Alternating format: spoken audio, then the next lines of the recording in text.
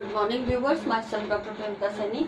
आज हम BEd first year के पेडागोजी और सोशल साइंस के अंतर्गत सामाजिक विज्ञान का साहित्य से सह संबंध की स्टडी कर रहे थे। ये इस सह संबंध से रिलेटेड जो लिटरेचर से कोरिलेशन है सोशल साइंस का, ये इसका सेकंड पार्ट है और इसके अंतर्गत साहित्य के बारे में हम बात करते हैं। तो साहित्य का इसका जो उपयोग है वो उपयोग ऐतिहासिक,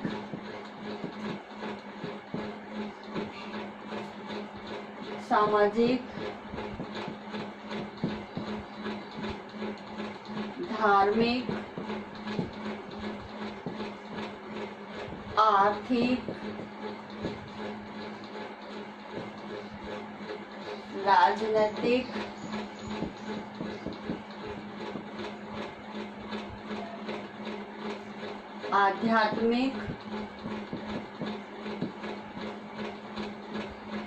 आध्यात्मिक, सांस्कृतिक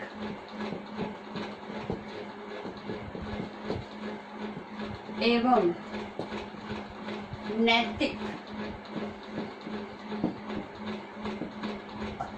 आदि से संबंधित है।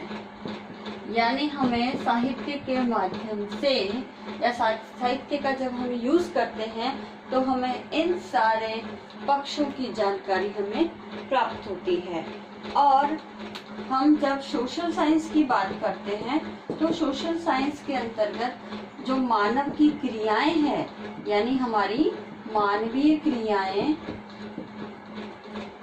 अब इन मानवीय क्रियाओं के अंतर्गत और भी हमारे जैसे विचार हैं, हमारे विचार, कल्पनाओं,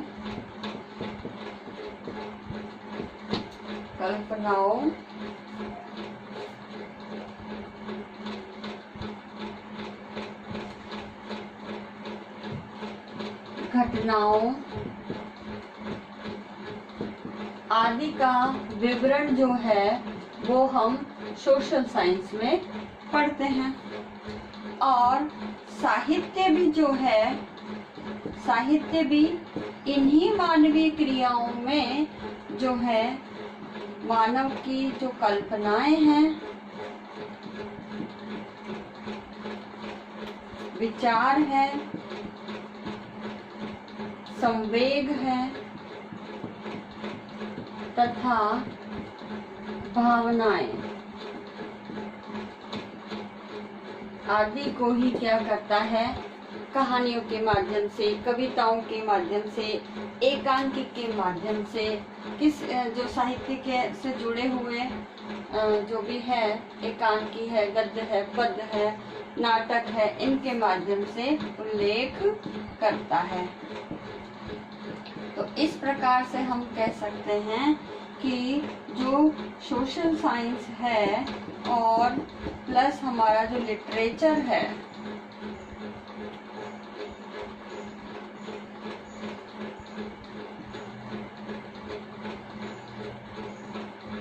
ये जो लिटरेचर है का कोरिलेशन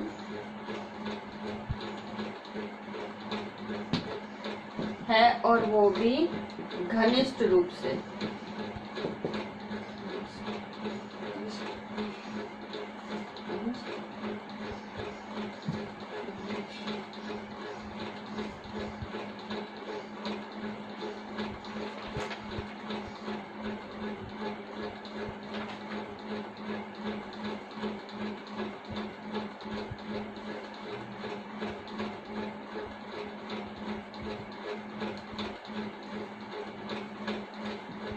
घनिष्ठ सहसंबंध है।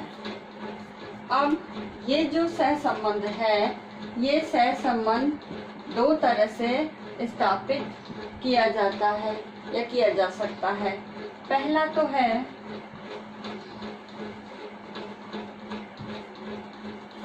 ये सहसंबंध दो प्रकार से स्थापित किया जा सकता है। पहला तो है इसके अंतर्गत कि हमारा आकस्मिक कोरिलेशन, आकस्मिक सहसंबंध, और जो दूसरा है हमारा वह है नियोजित या आयोजित, नियोजित या आयोजित सहसंबंध। अब ये नियोजित और आयोजित सहसंबंध जो है वो कब हम स्थापित कर सकते हैं? जब हम सोशल साइंस के कठिन एवं जटिल तथ्यों को स्पष्ट कर रहे होते हैं, तब हमें क्या करना है?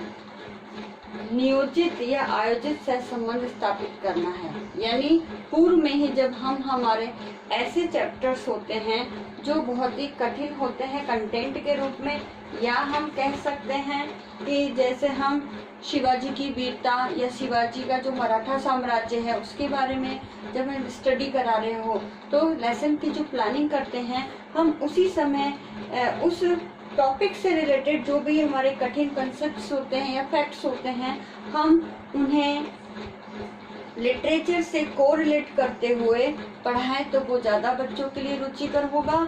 और साथ ही जैसे शिवाजी का हमने जब एग्जाम्पल लिया और इस एग्जाम्पल में शिवाजी की वीरता से संबंधित अगर कविताएं हैं या कोई ऐसे प्रसंग है, कहानियां हैं, तो उन्हें हम उसी समय सुनाएं और इस प्रकार से कोरिलेशन स्थापित करते हुए कंटेंट को एक्सप्लेन करें तो वो ज़्यादा इफेक्टिव होता है। और जो पहला हमारा कोरिलेशन है, ये कोई भी ऐसी जो घटनाएं होती हैं हमारे सोशल साइंस के अंतर्गत, घटनाएं हैं, तथ्य हैं, इनको स्पष्ट करने के लिए जो एक तरह से कहे जा सकते हैं सरल हो, तथ्यों को स्पष्ट करने के लिए हम क्या करें? इस प्रकार से आकस्मिक कोरिलेशन पढ़ाते पढ़ाते समय ही कर सकते हैं। जैसे हम महाराणा प्रताप के बारे में पढ़ा रहे हैं तो महाराणा प्रताप से संबंधित जो भी उस समकालीन शासक रहते हैं, मान सिंह है, अकबर है, तो इनसे जुड़ी हुई छोटे छोटे जो घटनाएं हैं, प्रसंग हैं, कहानियां हैं, उसके जो दोहे हैं या उसके वीरता के बारे में जो सूक्तियां दी गई है या ऐसे कोई छंद है, हम उनका प्रयुक्त करते हुए आकस्मिक कोरिलेशन बनाते हुए अगर कंटेंट को एक्सप्लेन करें तो वो ज़्यादा इफेक्टिव होगा। अब हम ये समझ चुके हैं अब तक कि सोशल साइंस और लिटरेचर का आपस में घनिष्ठ कोरिलेशन है। अब इस कोरिलेशन को स्थापित करने में कुछ सावधानियां भी प्रयोग में लाई जानी चाहिए ताकि इन सावधानियों के आधार पर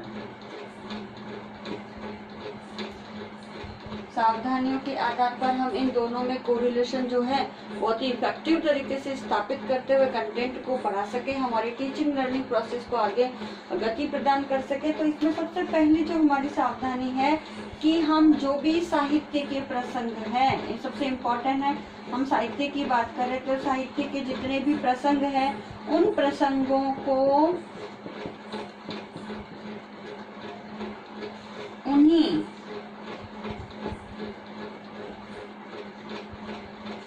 पाठ्य वस्तु से संबंधित करके ही पढ़ाएं।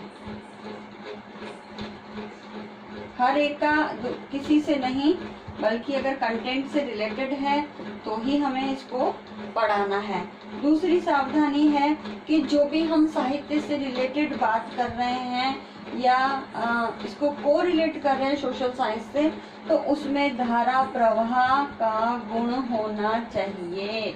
यानी अगर हम कहानी सुना रहे हैं तो वो भी उसी फ्लो में होनी चाहिए।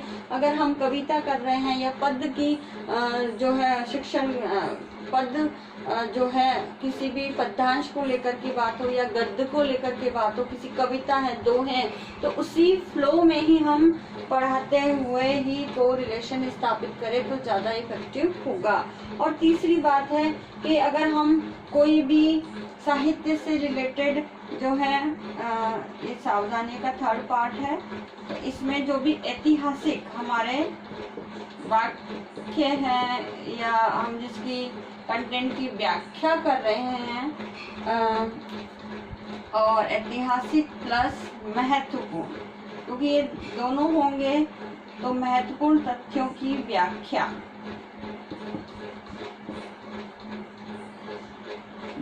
भी जो है हम इसमें करते समय बहुत ही ये जो एक्सप्लेन है वो डिटेल में करें, तो तभी ये जो कोरिलेशन है इसको हम प्रभावशाली तरीके से इफेक्टिव रूप में बालकों के मन मस्तिष्क में, क्योंकि लिटरेचर है एक ऐसा है जब हम कुछ डिफरेंट टाइप से लिटरेचर का यूज करते हो सोशल साइंस को पढ़ाते हैं, तो सोशल साइंस के अंतर्गत जो बोरिंगनेस है निरंतर एक तरह से सिर्फ रीडिंग या एक्सप्लेनेशन ही चलता है या ओनली लेक्चर मेथड ही चलता है, तो वो काफी बोरिंग सा हो जाता है। एक कक्षा का जो वातावरण है उसको भी नीरस बना देता है, बोझिल बना देता है, उबाऊ बना देता है। तो इससे हटकर जब हम लिटरेचर से, साहित्य से इसका कोरिलेशन स्थापित करते हैं तो वो ज्यादा इफेक्टिव होता है, क्लास के वातावरण को एक अधिगम के लिए निर्मित करने में बहुत ही उपयोगी है। तो इस प्रकार हम कह सकते हैं कि सोशल साइंस और जो साहित्य है उसका बहुत ही घनिष्ठ और इफेक्टिव कोरिलेशन अगर हम कहें तो वह कोरिलेशन है। और इस कोरिलेशन का जो यूज है शिक्षक को अपने पढ़ाते समय शिक्षण अधिगम प्रक्रिया में करना चाहिए, ताकि ज्यादा से ज्यादा बालक जो सोशल साइंस के अंदर रुचि ले सके, विषय के प्रति भी जो कंटेंट है उसे काफी आसानी से समझ सके और अपने साहित्य के बारे में भी उसे जानकारी प्राप्त हो सके। तो नाउ आज का जो असाइनमेंट है वो इसी प्रकार से है। इस असाइनमेंट में आपको एक क्वेश्चन दिया जाता है जिसमें सामाजिक विज्ञान का साहित्य से संबंध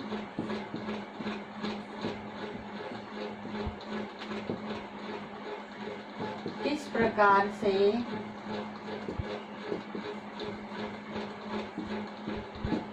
स्थापित किया जाता है, उदाहरण द्वारा